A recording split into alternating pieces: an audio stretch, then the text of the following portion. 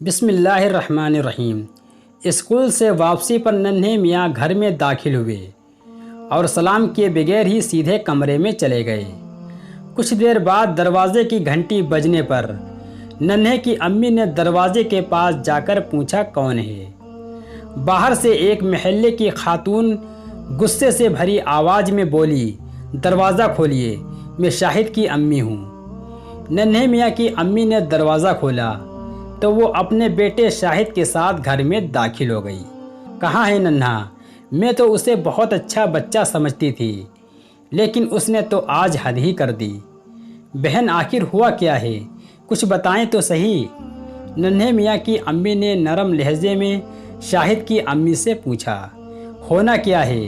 میرے بیٹے کا رنگ کالا ہے، لیکن اس کا یہ تو مطلب نہیں کہ آپ کا بیٹا اپنے دوستوں کے ساتھ مل کر اسے کالو کالو کہہ کر چڑھاتا رہے۔ آج شاہد روتے روتے گھر واپس آیا ہے۔ بہن آپ بیٹھ جائیے، میں ننھے میاں کو ابھی بلاتی ہوں۔ ننھے میاں کہاں ہو تم؟ چھپ گئے کیا؟ آپ فوراً ادھر آئیے، امی نے غصے سے کہا۔ کچھ دیر بعد ننھے میاں آ گئے۔ ننھے میاں کے ساتھ ان کی دادی بھی امی کی آواز سن کر آ گئیں۔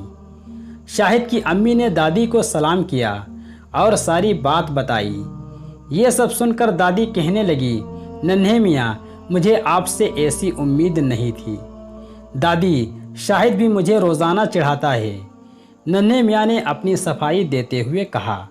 ارے بچوں میں یہ گندی عادت کیسے پیدا ہو گئی؟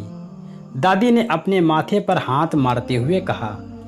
پھر دادی دونوں بچوں کو سمجھاتے ہوئے بولی، کسی کے برے نام رکھنا، لمبے کو لمبو اور چھوٹے قد والوں کو چھوٹو اور موٹے کو موٹو کہہ کر اس کا مذاق اڑانا بہت بری بات ہے۔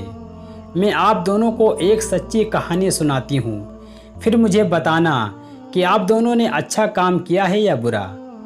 دادی نے بتایا کہ عالم اسلام کے پہلے مؤذن حضرت بلال حبشی رضی اللہ تعالیٰ عنہ بہت کالے تھے۔ ایک شخص نے حضرت بلال رضی اللہ تعالیٰ عنہ کو اس طرح پکارا، ارے کالی عورت کے بیٹے۔ حضرت بلال رضی اللہ تعالیٰ عنہ نے جب دربار رسالت صلی اللہ علیہ وسلم میں عشق کی شکایت کی تو ہمارے پیارے نبی صلی اللہ علیہ وسلم نے فرمایا، مجھے توقع نہیں تھی کہ تمہارے سینوں میں ابھی تک اسلام سے پہلے کے زمانے کا تکبر موجود ہوگا۔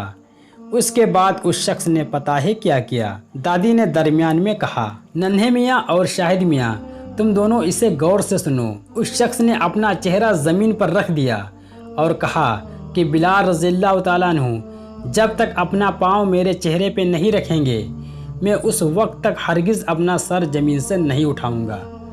آخر اس شخص کے بہت ضد کرنے پر حضرت بلال رضی اللہ تعالیٰ عنہ نے اپنا پاؤں اس شخص کے چہرے پہ رکھا۔ دادی نے دونوں بچوں سے پوچھا، میرے پیارے بچوں، اب بتاؤ تم دونوں اچھا کام کر رہے تھے یا برا؟ ننھے میاں فوراً بولے، دادی واقعی یہ تو بہت برا کام ہے۔ شاہد مجھے معاف کر دو، میں آئندہ کبھی تمہیں ایسا نہیں کہوں گا۔